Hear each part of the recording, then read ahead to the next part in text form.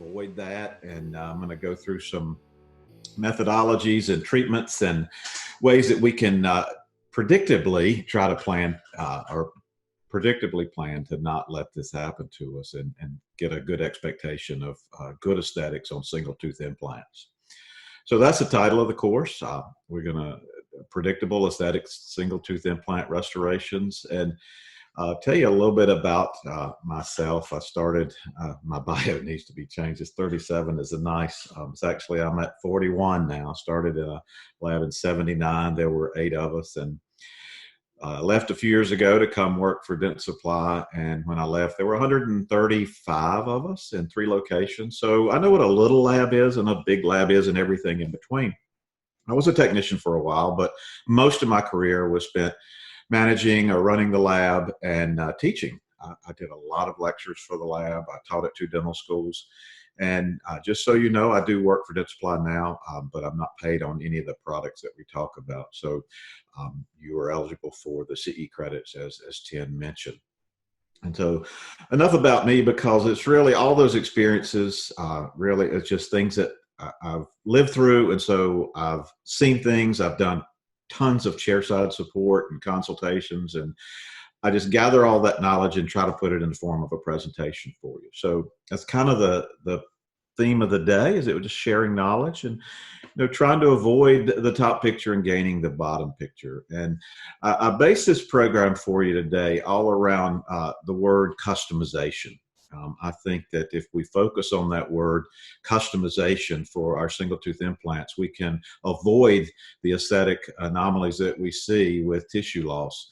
And we're going to talk about customization in 5 categories. We're going to talk about customization of the implant placement itself, of the tissue, the provisional, the impression, and of course the final restoration. And if we follow some of these guidelines or look at some of these techniques and implement them in our implant cases, then we'll have a much more predictable result like the picture on the bottom. So get right into it. Let's look at some cases, a couple of cases talking about guided surgery, or what I just mentioned as customized implant placement. Right? We'll talk about this case in a second, but if we look at it, in the scans, and if I would go back a few years and I would ask a surgeon friend of mine or anybody that was placing the implants, would you think we'd need to do a digital plan and have a surgical guide for this case? And 5-10 years ago, a lot of folks would said, no, I don't need a surgical guide for this. It's in the front of the mouth. I can see it. I can feel the bone. I can even, lay a flap if I need to.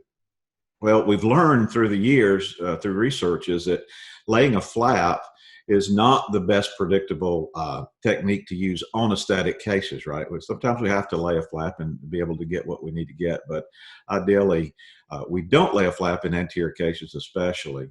So, but a lot of folks would not use a guide in a case like this. Today, we see more use of surgical guides. And in this case, we did use a guide, and we'll show you that in a second. But, what is customization of the implant placement? It's a simple process. It's intimidating at first if you've ever looked at digital planning software, but in reality, it's a pretty simple workflow. And it starts with a couple of scans, right? An intraoral scan of the patient, or a scan of the model if you don't have an intraoral scanner, and a cone beam, a CBCT.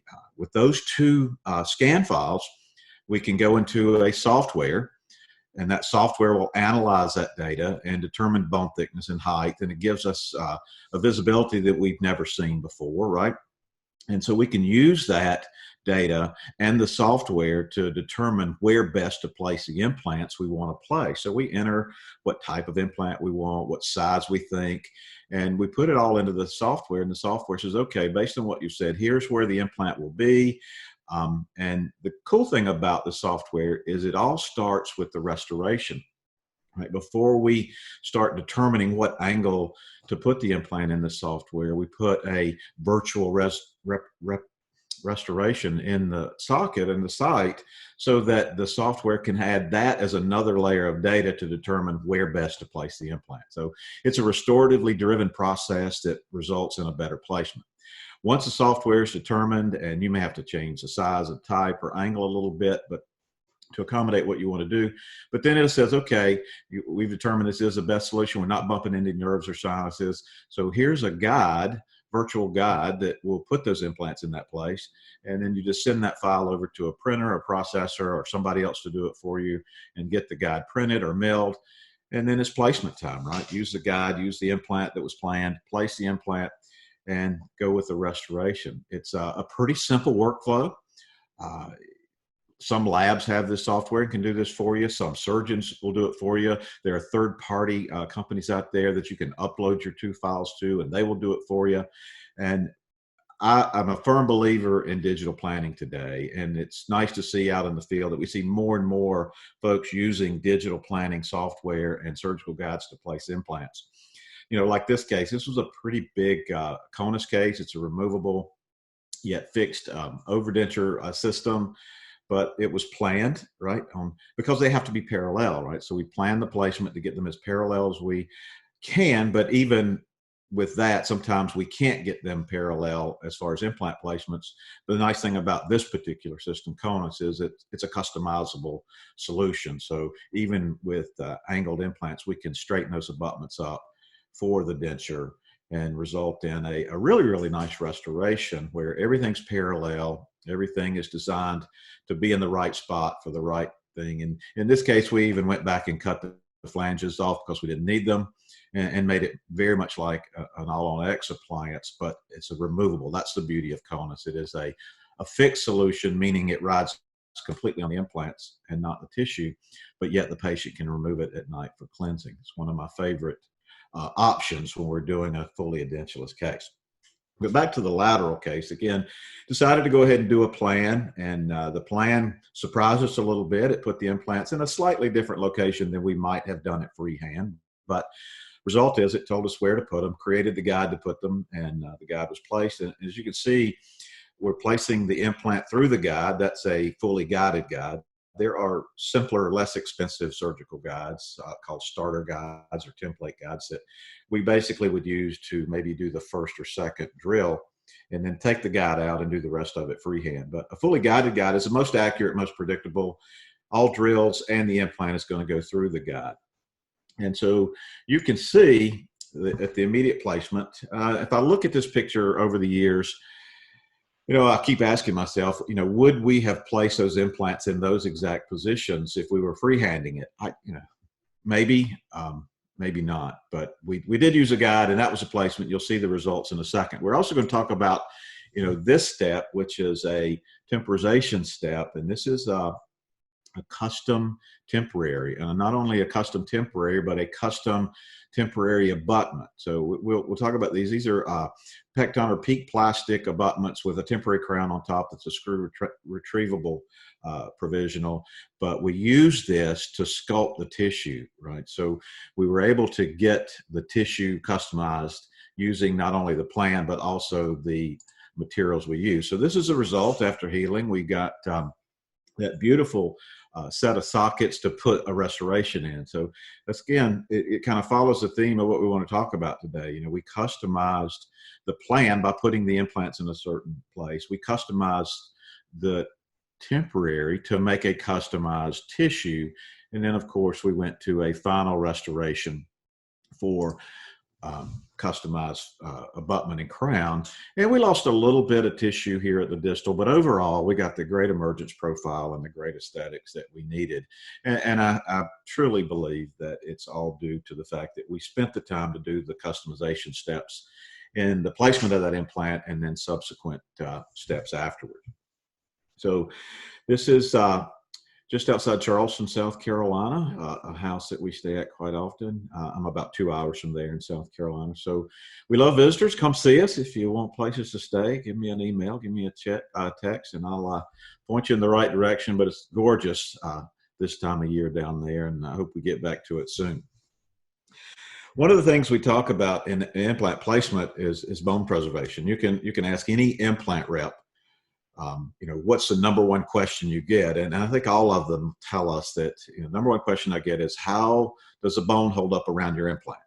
And we're fortunate in today's world that most of the most common implants, the big brand names that we all know, we get pretty good bone health around those implants. You can dig deep into the studies and you can find which one's the best. And they shouldn't surprise you too much by name. But if we're looking to put an implant in the bone, single tooth wise, and we don't ever want to lose bone, and don't want to ever get to the point where we have to prescribe one of these, all on four full arch cases, and we don't have to worry about bone loss and tissue loss, right? Gratefully, we don't have to really worry about the implants. It used to be that some of the implants we used would cause this, right? The implants themselves, either through design or material or surface treatment or placement techniques, we would see a lot of bone loss around some of the earlier implants. But today, we don't attribute it as much to most of the most common implants. Most of the tissue bone loss we see today is because we're not customizing well enough. So if you're asking the question, what do I want a good implant to do? It's the same regardless of who you're buying it from, right? We want it to go in and stay in, right? We don't want to have to worry about the tissue in the bone, 2 years, 4 years, 5 years, even 10 years down the road. We'd like the system to be easy, not too many moving parts and pieces that make restoration and prosthetics a simple procedure. We'd like to be able to do with this implant what we want to do.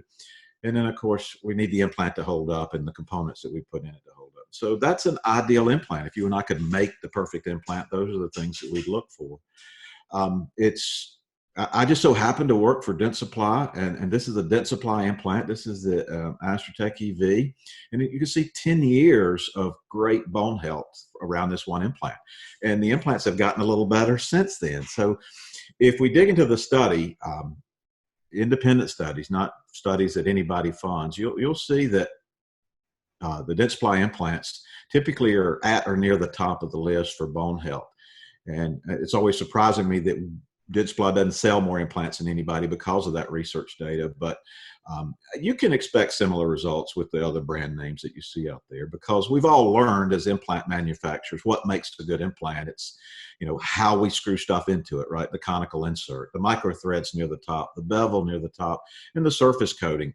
And we've gotten much better at the surgical techniques to place implants. So implants are predictable and you can be safe. The ones you have to be careful of are the ones that seem like you're getting at a really good bargain. So if we can go find a good implant, right, and we can get it put in there, then we've always got to be thinking about the tissue. We don't have to really worry about how they treated the outside of that implant anymore, but we have to worry about this tissue. This is not what we want. And I can tell you, I had a number of cases like this. I'm embarrassed. I wish we'd have been smarter, but this is some early cases where implants were placed. There was a good, healthy thickness of tissue. We put the impression post in to the site, took the impression, made the restorations, contouring them to match what we had, right? So in this case, it was probably a 4 to 5 millimeter deep tissue down to the implant. And we just put the impression post in the hole and took the impression and made the crowns. But you notice that on the buccal, the anterior of the crowns near the gingiva, we had to curve it back or curve it out, to follow the contours of the tissue. And I think back and look at these now and I think, why would we do that, right? Because that's an easy question to ask today because I know what I know today. But back then, honestly, we would look at that and think, okay, it's a deep, narrow, skinny hole of tissue, and I'm going to come up and out and contour those centrals as they should be.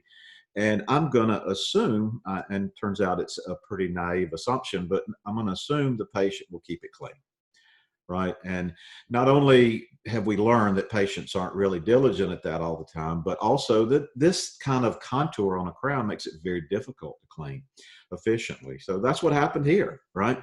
A lot of bacteria growth started happening under what I call that shoulder of that crown, right? That shelf that you see.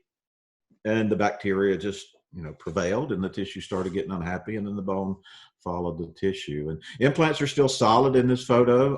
The abutment, the crown, all still good, but obviously the patient considered this a failure. So this is what we want to avoid, right? And so there's ways to avoid that. Here's another example from Dr. Holt and Drake lab in Charlotte. The molar on the left, was that typical, what we would call lollipop crown, up and out of a narrow channel of tissue, and cutting hard left and right to contour it to look like a traditional molar and to fill the space. But the dentist and the patient realized pretty quickly that this is going to be very difficult to clean underneath the mesial and distal of that molar. And so replaced it with, I did a little tissue work at first, of course, but replaced it with an Atlantis custom abutment and a more natural looking crown. So it's always about the emergence profile. And not only do we have to get the implant in a pretty good place, but we have to really take care of the tissue to create an ideal emergence profile, or what I call the perfect anatomically correct socket site, so that we don't have to have a crown with the shoulder on it, right?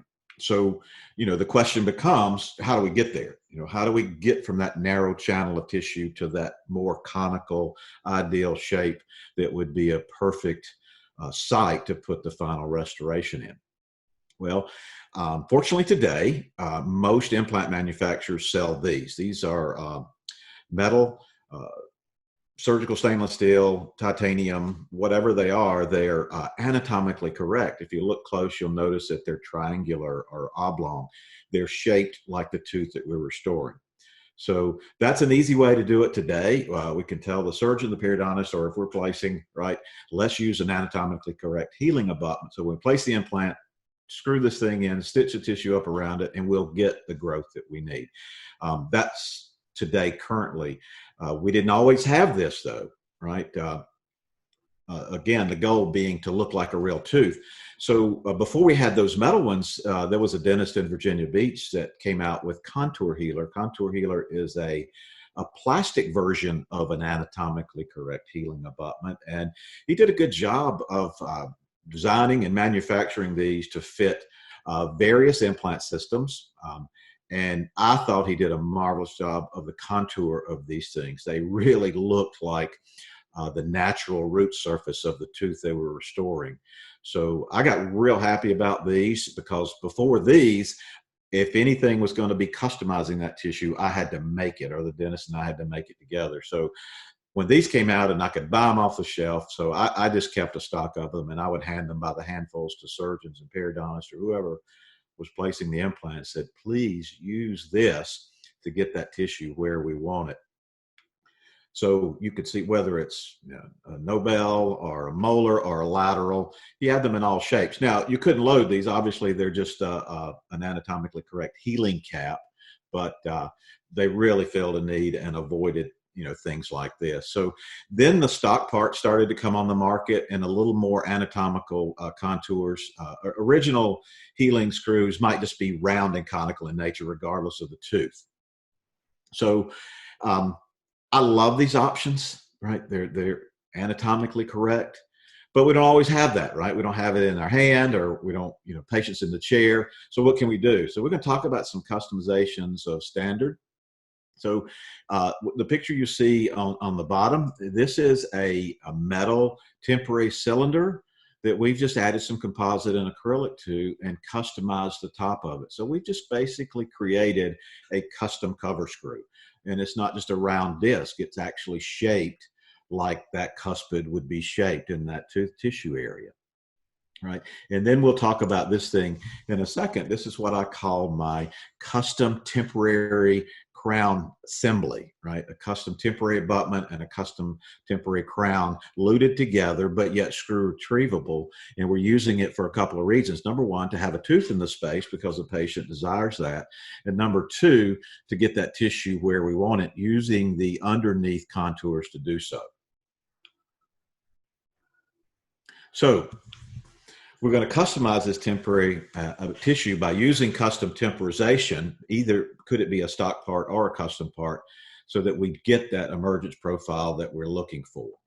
So this temporary custom abutment that I've did, I've done them where we've used the metal cylinders, right? We put a metal temporary cylinder in most every surgeon's office I've been in to assist. I've seen these things, right? Most everybody keeps some temporary cylinders on hand. So in a pinch, we can pull one of these out, we can build up composite around it and make our own temporary that will contour the tissue, but also give us a tooth in the space. That's one way to do it. I found later in my career that these plastic parts made it real easy for me. So anytime I was going to go help, I would order an assortment of the plastic abutments, right? And then had all my materials to make a temporary crown. And I found out that this really, really worked well. But regardless of whether I was using a metal temporary cylinder or a plastic abutment that I built a crown on, I was thinking more about this than I was the part or piece I used.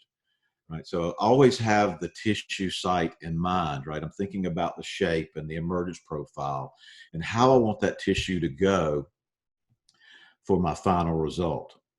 So this is a procedure, right? We started with the plastic part. We marginated, we prepped it, we opened the access hole back up, we made a temporary crown to go over top. Anytime that we were using a plastic part or piece, we always smoothed it up greatly. I'm showing you these pictures that aren't smooth for a reason. I want you to be reminded that, hey, that's too rough. That's going to aggravate the tissue. So I ought to go back and polish that really, really well. So this is a patient immediately post-op, and you can see that we've upset the tissue a little bit with all we're doing. The patient really was adamant about walking out with a tooth. We got good integration with the implant, so we felt like we could put it on. But notice that it's out of occlusion. It's about 1 millimeter shorter than the adjacent teeth. And we explained to the patient that, hey, this is a plastic abutment and a plastic tooth. It gives you the aesthetics you need without having to wear a flipper, but you got to be a little careful with it.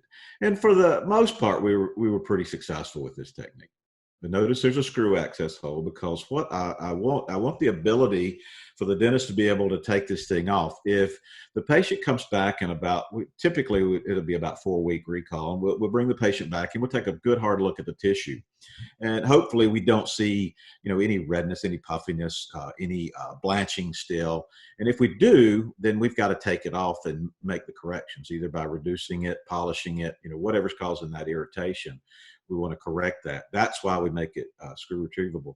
And we'll send them back out the door after that, and maybe check on them again in 2 months or 3 months, and just constantly checking the tissue. 9 out of 10 cases, we don't have to take it off because we spent a lot of time in the beginning contouring and polishing this thing. But maybe 2 out of 10 cases, we would have to take it off once or twice to modify.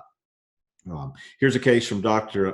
Aneen. So you can see the temporary crown, the abutment, and put it on an analog so we can polish it and work on it easily. And this is immediate placement. So, you see the tissue's a little aggravated, a couple of stitches in, got to do a little bit of work. Bring the patient back in a few days just to make sure everything's okay and they're happy. And you can see already the tissue starting to look a little better, but came back at 2 months and at 3 months. And here we are at 4 months, right? And we've done a little bit of work, 2 different appointments, right? We've added some composite, we've recontoured, but you can see now that we've got the tissue health. And it was a 4-month appointment, and that we felt the bone integration was good and we could proceed. So we're pretty happy with this, and we're ready for impression. And you can see the healthiness and the papillas are all there. Bring the patient back in about 1.5 years just to make sure that our plans led to what we wanted, and that was to maintain that tissue. And you can see it absolutely did. Very successful. So customizing the placement, customizing the tissue through a temporization method, which could be stock or customized chair side. And then now we're ready for the impression. So whatever I've done, whether it be a metal cylinder that I've made just a cover shaped right, or it's one of these temporary abutment crown assemblies, or even a contour healer, whatever I've done, it took some effort and some work and some extra time and expense. So I think the last thing I would want to see anybody do is to, take that gorgeous socket that's been created and just stick an impression post in it, right? There's been a lot of work done, and we really want to capture the anatomy of that socket really well. So I think we should customize our impression post as well. And it can be as simple as this. We put an impression post in, and we squirt some flowable composite around it and light cure it, and that will help hold the tissue up and take the impression that way. If we have made one of these, right, we can use this temporary assembly to make our custom impression post outside of the mouth, which might be a little easier and less invasive on the patient. Pretty simple to do, right? We feel like we are where we want to be with the tissue, so we're ready for impression. So we're going to take this assembly out of the mouth, and we're going to put it into an analog, right? So you have to get an analog from the lab, right? Once it goes in the analog, right, we're going to put some, I used Blue Moose here, but you can use any impression material, light body, medium body. We're just going to capture, we're trying to take an impression of the underside of this thing, right? So I squirt a little bit around the analog. I just use a old rubber prophy cup here. Can use anything. And then seat that assembly down in and just make sure I got a good covering of the bottom of the restoration. Right after this material sets, I'm going to unscrew the top part, the abutment and crown assembly, leaving the analog down in the set putty, which looks like this. All right, I'm going to go grab an impression post. I'm going to screw it into the analog and mark the buckle. And then again, use flowable composite or some sort of composite around the impression post. So what I'm doing is just basically duplicating what we did in the mouth intraorally and what got the tissue where we wanted it. So we've got an exact replication that we're ready to go to the mouth and take our impression with. So we go to the mouth and you can see that it's holding the tissue up nice and perfect for the impression. Now, I've had some ask me, well, if the tissue is relatively healthy, why can't you just squirt impression material in it? Well, number one, most impression materials aren't hydrophilic.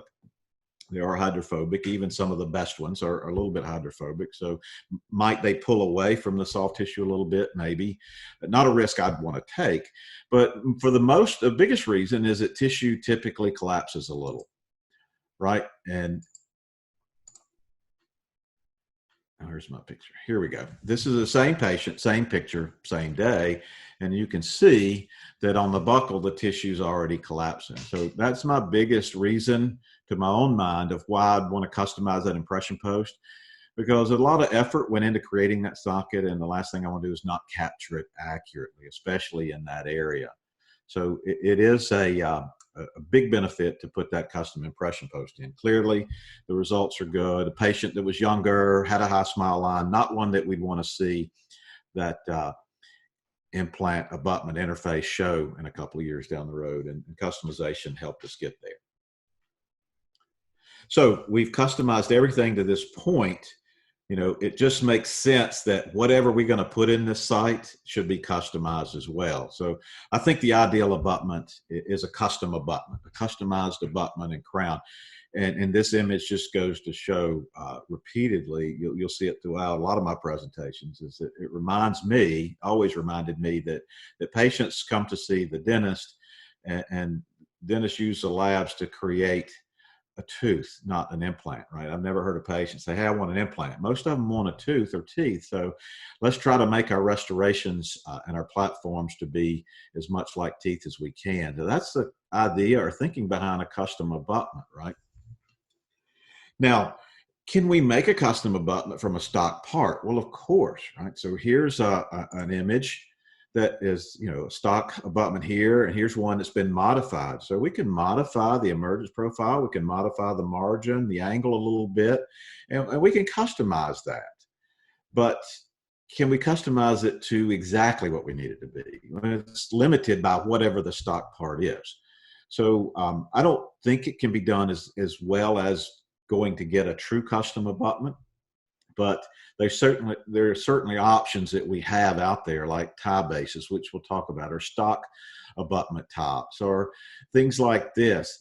But even with this one, where, you know, it's a stock part and it's been customized from the interface up, but even this one, which is an image from, you know, a CEREC dentist that was, you know, pretty pleased with the result, and this one turned out pretty good, but it still had that shoulder that always concerns me, right? Anytime I see an x-ray like this and I see something comes up and takes a hard turn, this side is not so bad, but this one clearly is going to be a challenge for the patient to clean. So it can be done with stock, but it's harder, right? And again, asking the patients to clean and make sure everything's kept nice under there is iffy at best.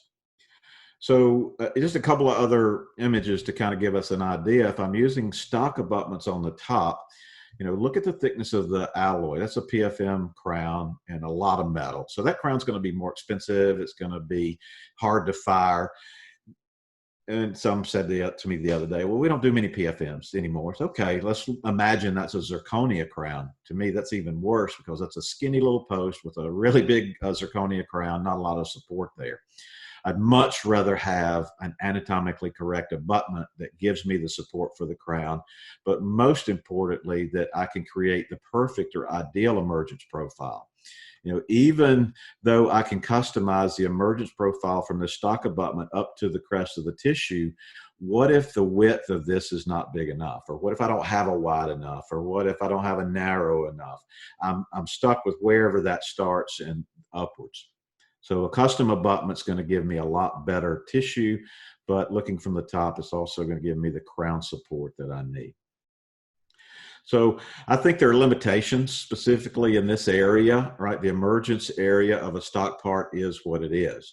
And if I need a 5.75 and they don't make one, then I'm up the creek. But I can get a custom abutment made and I get exactly a 5.75 start emergence profile. So I'm a huge fan. And again, I'll go back to this, right? We really encouraged ourselves to move away from not thinking about the tissue so much to customizing the tissue with whatever parts and pieces we're using. We ought to put something in that hole that fits it accurately. So when we're thinking about custom abutments, what are our choices? Well, if you have an in-office milling machine, there are certainly options for you, but most custom abutments are manufactured outside the dental office, and most of them are done through dental labs. So there are questions to ask, and the biggest one to ask is the middle one is the FDA. Custom abutments are regulated to the nth degree. I mean, the FDA has hired more people, opened more offices, specifically for dental implants and the abutments that we put in them. So they're asking more questions, they're watching, they're monitoring, and it takes a lot to get FDA clearance. Nobody gains FDA approval, but we all go after FDA clearance. And there's a lot of effort that goes into that. You have to submit a bunch of implants and abutments, and they do all the testing, and they either say it's good or bad. So the question you should ask to your lab or to your implant rep or whoever you're getting your custom abutments is that, do you have FDA clearance? Right? And then you want to dig one level deeper, because some folks will provide you with a yes answer to that question, but they're not using an abutment that's fully milled. They're using this thing at the bottom, which we call a blank, right? And so the interface, the hex, the part that fits into the implant, comes from a company that does have FDA clearance for that. But then somebody else is going to put this blank into a machine and mill the top part of it, and they also need to have the FDA clearance. So questions to ask, but the big one being, do you have FDA clearance? And I always like to think about warranties, right? Just in case anything ever goes bad, I want to know I'm working with a lab or a company that's going to warranty their abutments and their system 100%. So custom abutments used to be made by hand, right? And still some are made this way. This is called, the old technique, the old lost wax technique, where we would buy this. These are called UCLA abutments. So UCLA is just a generic term for a stock part that was purchased for the implant, right? So the hex and the screw fits the implants, and the top part has a plastic sleeve that the technician carves and shapes and adds wax to, and then takes it to the casting room. And we typically would use a high noble gold for the top. So we could customize the top, the margin placement, the emergence profile to a certain degree. But this is a very intricate process. It takes a really skilled technician. It takes a certain amount of time. And of course, the gold alloy adds quite a bit of cost. So this was a very, very expensive abutment. And when we were doing these custom abutments, although we thought they were the better ones, at the time, we ended up doing more stock abutments because of the cost. Now today, most custom abutments, 99.9% of custom abutments, are made using CAD/CAM technologies, which makes it a ton easier, a ton faster, a lot more predictable and consistent, right? Computers just take a lot of the nuances off associated with handwork. Doesn't mean you can't do it the other way. I know labs that still do it that way, but you're going to save a lot of money going with a CAD/CAM generated abutment. And with technology, you have all sorts of options. with most custom abutment manufacturers, you got solid titanium, you got a solid titanium with a gold coating or gold color, and then you've got zirconia options. Zirconia, very limited in its use. Most folks that make abutments will tell you, oh, less than 5% easy, less than 10% for even some of the smaller vendors that make these, because they have been associated with a little bit higher fracture rate. My favorite abutment is the one on the left. It's the Gold Hue Atlantis. If I could get a millimeter of whatever on the outside of that abutment, be it Emax or zirconia or porcelain fused with zirconia, whatever, I would have a gorgeous restoration. The gold imparted great color qualities, and it gave me the strength of titanium and the aesthetics we needed. Anything thinner than a millimeter, maybe the gold showed through and I'd have to go to zirconia, but primarily use that gold hue. So the process is pretty simple. You take an impression of your implant, right? Hopefully it's a custom impression, right? The lab's going to pour the model, soft tissue model, your custom socket, and they're going to put a scan post in it. This happens to be the Atlantis scan post. And each one of those posts in that box behind is for a different implant size and type. So they put the right scan post in, goes into their laboratory scanner, and that file is sent to Atlantis for design.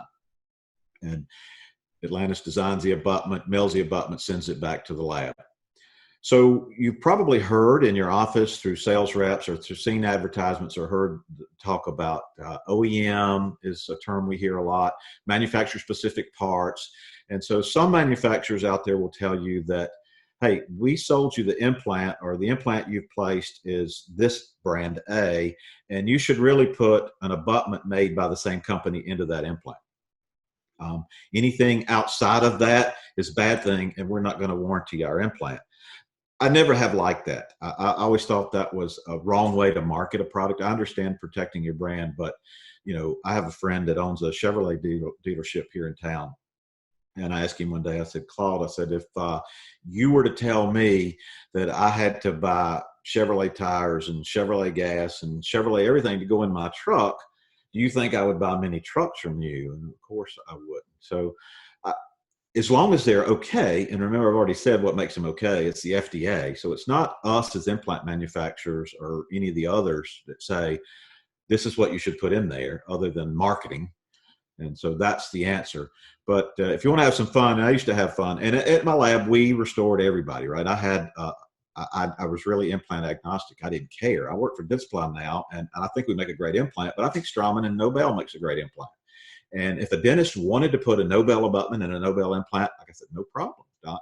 It's going to take 1 to 2 days longer, and it's going to cost you a little bit more, because that was the nature of that beast back then. I think most everybody's gotten better. I think Atlantis is still the best right now, but I would always have the argument with the reps. You know, all the reps, and Nobel, the Straumann, and everybody else thought you should really be using our abutments on these implants. I said, no, Atlantis is better, costs a little less, and it's got the FDA clearance, so I'm not too concerned.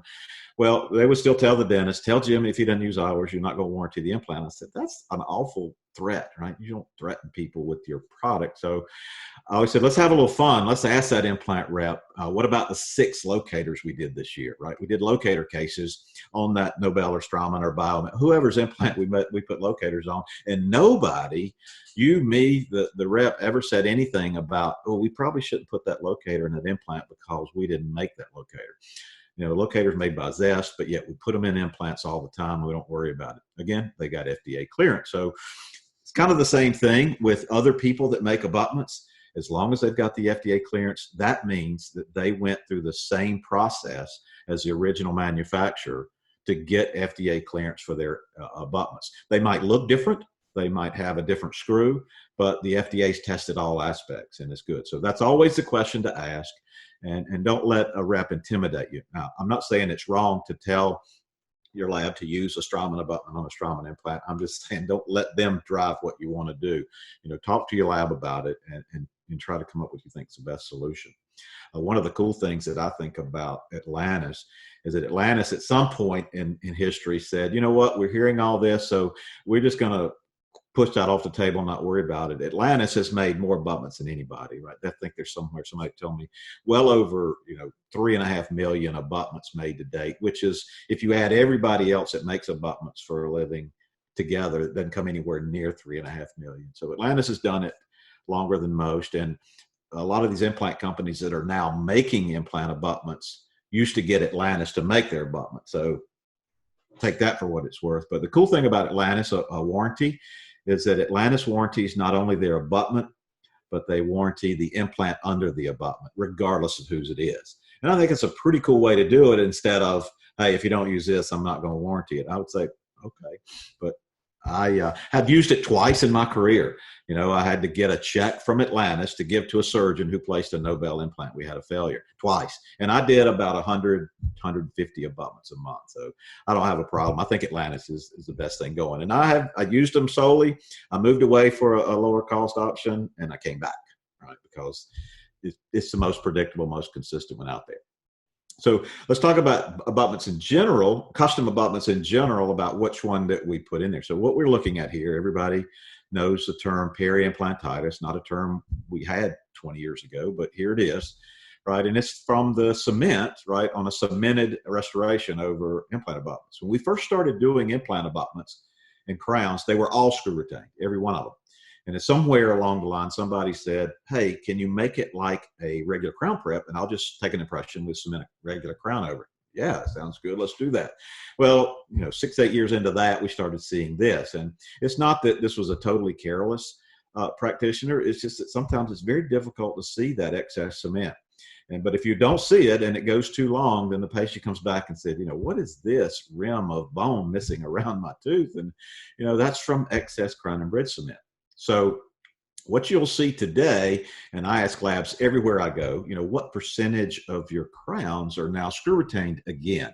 And it's 60, 70, 80%. We're rapidly moving back to a screw retained solution to avoid peri-implantitis, right? None of us want to deal with this down the road.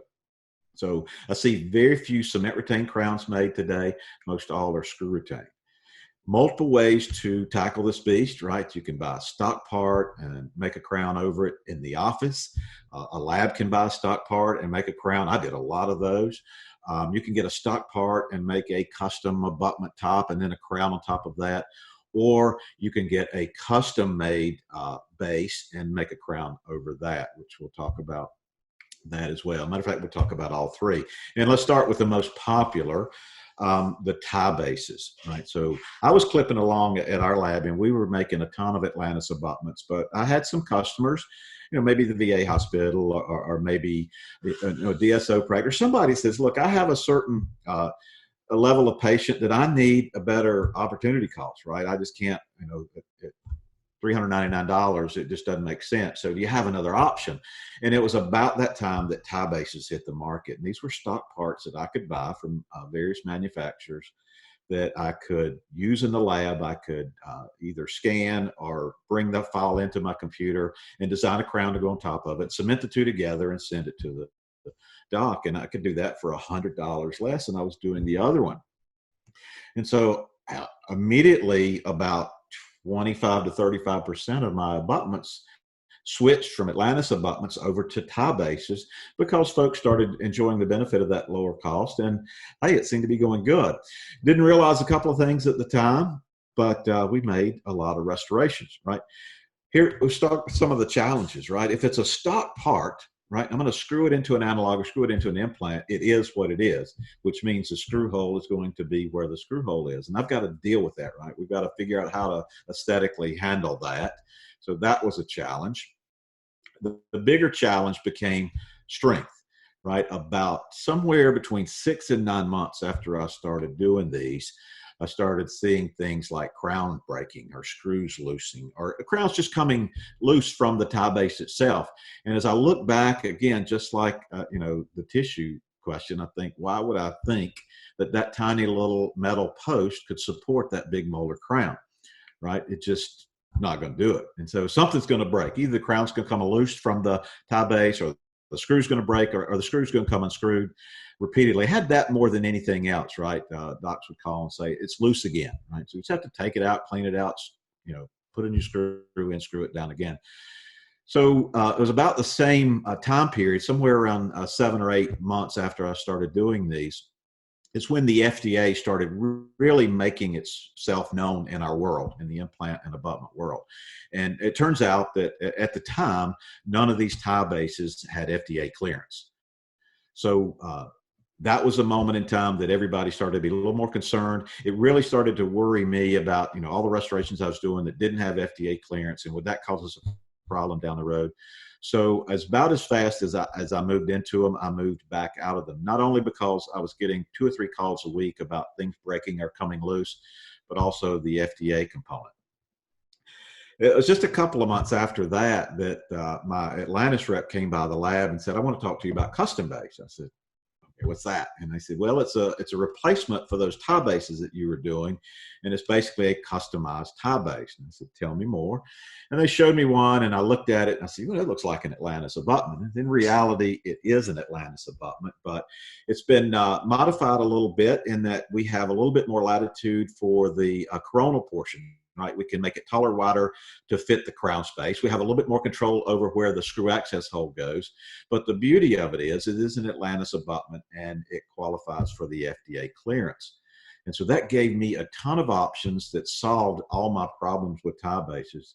Now, the trade-off was I paid more for this, right? I paid more for this than I paid for a stock tie base. But to me, at the time, my fear level and the issues I was having, it was worth it to me to switch. And here's a great example. It's one case that was driving me crazy.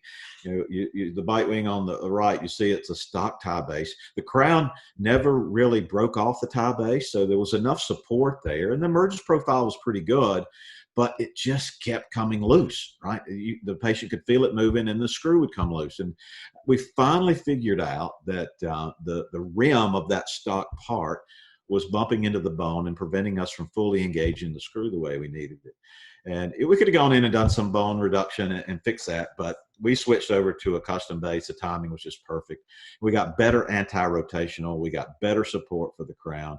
And of course, it never came loose again. So I was much happier camper doing screw-retained restorations using Atlantis custom base than I was with any of the tie bases. So here's a graphical representation of some of the reasons why. So, 2 crowns, 2 different components, right? A stock tie base on the right and a custom base on the left. The stock tie base, the things to notice is the crown support, number 1. That's a short, stubby little post, a lot of glass hanging off the distal, really concerned about that strength. Number 2, the emergence profile. It's not a natural emergence profile because of the contour, the way the tooth needs to be done. And number 3, what about the screw hole? Where's the screw hole? It's not in an ideal situation. The screw hole is going to be pretty close to the mesial marginal ridge, and that's a concern. The custom base just by nature looks a lot better, right? The emergence profile, the margin placement, the crown support, the screw placement hole, it's a no-brainer that if I'm coming to one of your offices tomorrow and we decide I need a single abutment, implant, crown, we're definitely going with the custom base. If you look at it on the bench to the right, it's just easy to see, what's better for our bone health and tissue health and for aesthetics. Not too many months, year or so, they came out with an addition, sort of an add-on feature to the custom base, and it's called ASA, or angulated screw access. Up until this point, there were still some anterior cases where we could not get the screw access hole where we needed, because there's some limitations on what angle you can make a custom base or an Atlantis abutment. But by adding this secondary feature called angulated screw access, they were able to move the hole up to 30 degrees more. And they did it by the development of a really unique tool, right? So it's a really unique tightening tip and a unique screw head, and they call this hexobular. And it's a very cool engineering marvel. You can put this tool into the screw at up to 30 degrees and still get the proper torquage. So this was a godsend for anterior screw retained crowns, and to me still is the absolute best method to do an anterior screw retained solution. What do we use to cement? And most labs are doing this for you, right? Labs like Micro will take the custom base or the tie base and make the crown and cement the 2 together and send it to you ready to screw in. But if you're going to do it chair side, and you may have to occasionally do it chair side because of contacts or angles, the Ivoclar Multilink or the Calibra Universal, pretty much identical cements, or any of the hybrid cements work great. But these 2 have been fully vetted and validated as long as we follow the instructions for use to work on a screw retained solution. So when we first started doing implant crowns, they were all screw retained, and we used to manage the excess by, access hole by plugging it with a little cotton pellet and then putting composite on top. But we learned pretty quickly that if we ever had to uncover that the cotton didn't hold up well, right? It got a lot of bugs and things in it. So we switched over to Teflon tape at some point, and that's still the norm today. We put a little wad of Teflon tape, composite on top, and that's the way we handle it.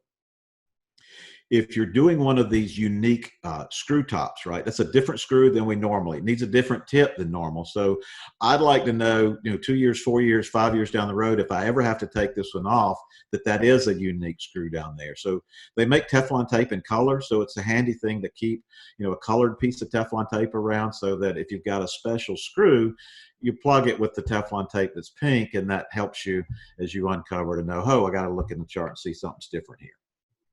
So my favorite tool for that. Seating jigs. Make sure you're making, or your lab's making you a seating jig. It just makes it easier, right? You don't have to worry about getting the abutment in the wrong hex, which is certainly ways to do it. And then we move into digital, right? Implant restorations in digital. And I show you this picture of my buddy's farm. Rusty has a big cotton farm, 4th generation farmer here in Chester County. And what's that got to do with digital? Well, pretty cool. In the spring and the fall, I'll go out and spend some time with him, riding in the tractor with him. And the planting tractor, which he's doing right now, has a computer in it like you wouldn't believe, right? This tractor is controlled by a computer, which is controlled by GPS. When he's planting cotton in the spring, the tractor drives itself and plants the cotton, controlled by computer. It just kind of blows me away. And I keep saying every time I see this, if you can do it, surely dentistry can do it, right? We can put implants in. So we're starting to see that, right? Robotic arms and all that. But it's a very cool thing to watch and see and do. But other side story about Rusty's farm, if you've seen the movie, the Mel Gibson movie, The Patriot, right? Most of that movie was filmed on Rusty's farm. And let me tell you, that was an experience. Going out there 2 or 3 times a week and watching the Hollywood folks is not something I'm soon to forget. Everything that you have known and heard about those folks is pretty much true. But it was interesting. They were out there for almost 2 years. And this is a scene from the movie, not a great picture, but a scene from the movie where Mel Gibson is at some pub or bar in the middle of the woods, and he's recruiting folks to help against the king. And he yells something like King George, and this guy gets up and throws a knife at the door. And so that's my buddy Rusty throwing the knife, which I thought was very cool. And if you look right over his shoulder, you'll get about a 0.5 second view of me.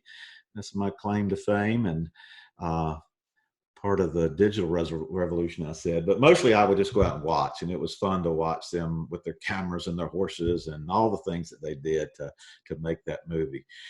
In the fall, Rusty gets in his combine to pick the cotton, and this one's not driven by GPS, but yet connected to the GPS computer, because this machine is weighing the cotton and measuring the moisture content and analyzing that data and remembering it, so that when he comes back to fertilize for next year's crop, it puts more fertilizer in the parts of the field where the yield was lower, and down to the 10 by 10 foot square. It's pretty incredible. So I've always said, if he can do it, we can do it, right, guys?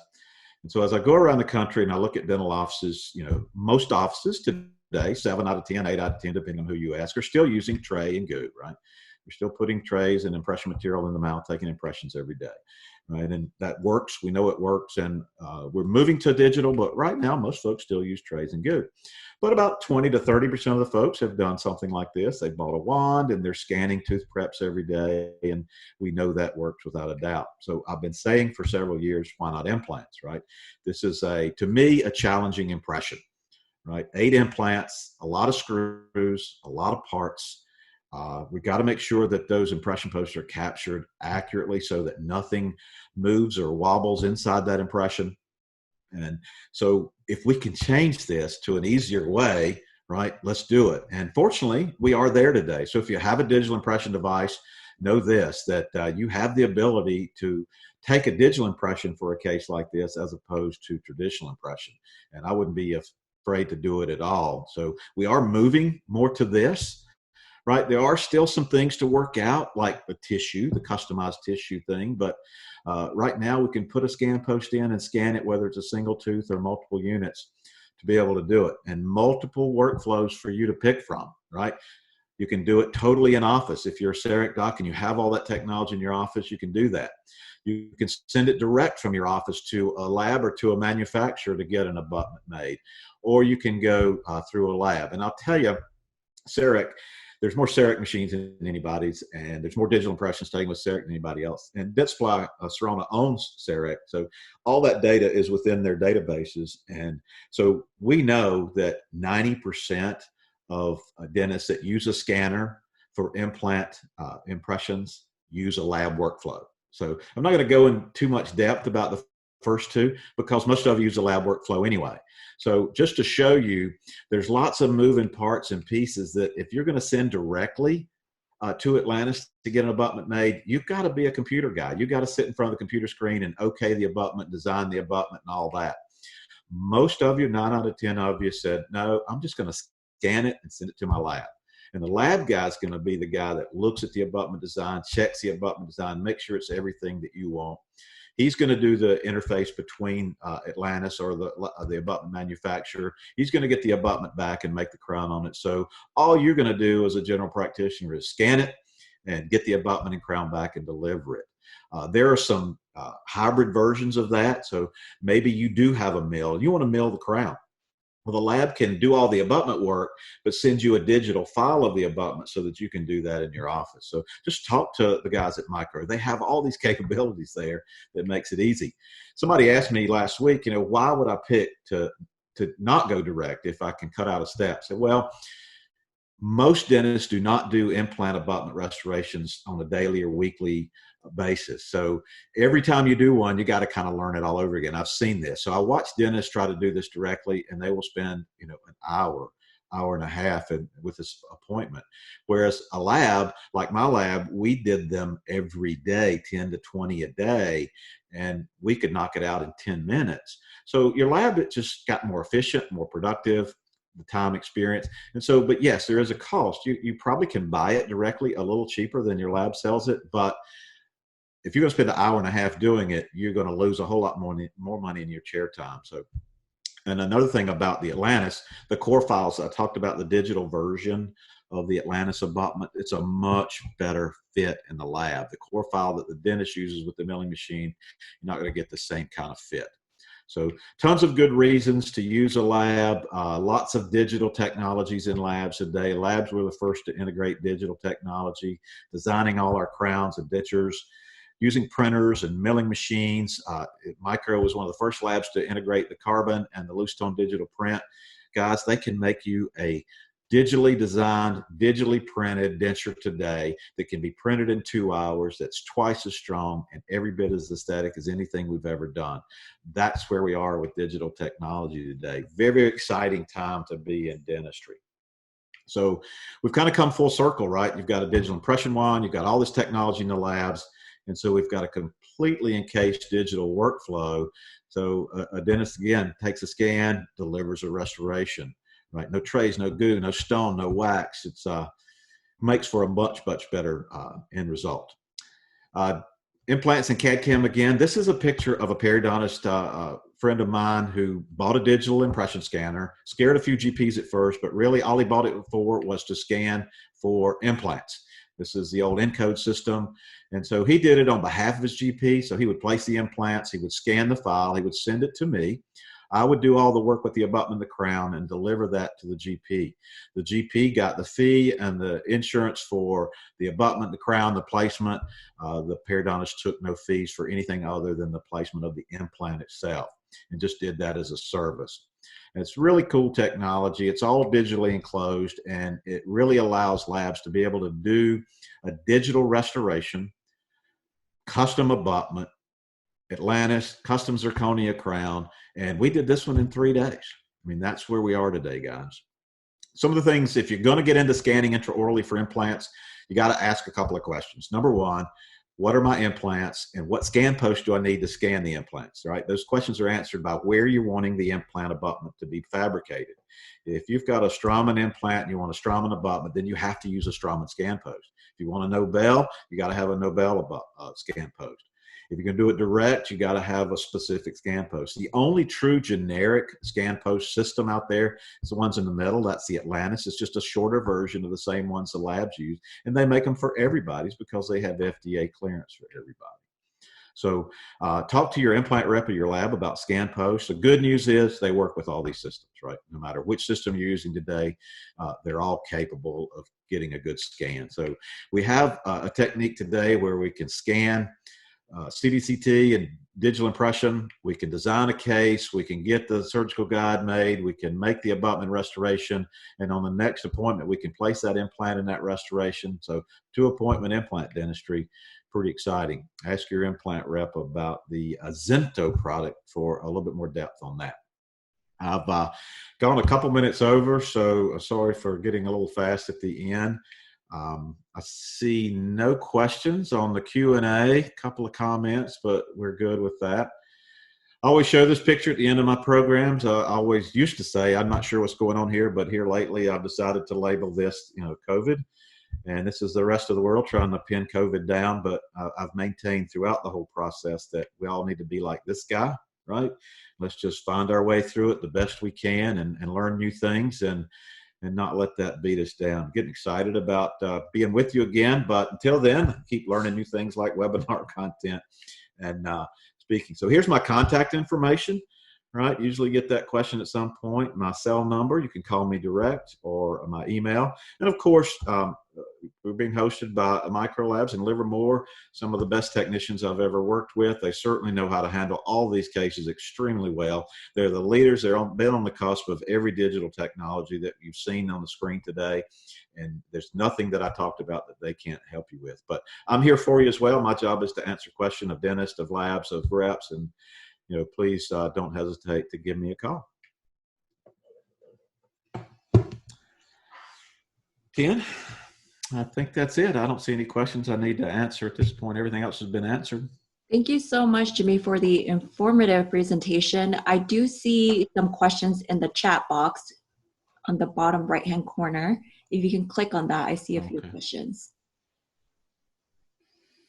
Okay, I see them now. Yep. All right. Let me get this over here where I won't be looking to the side.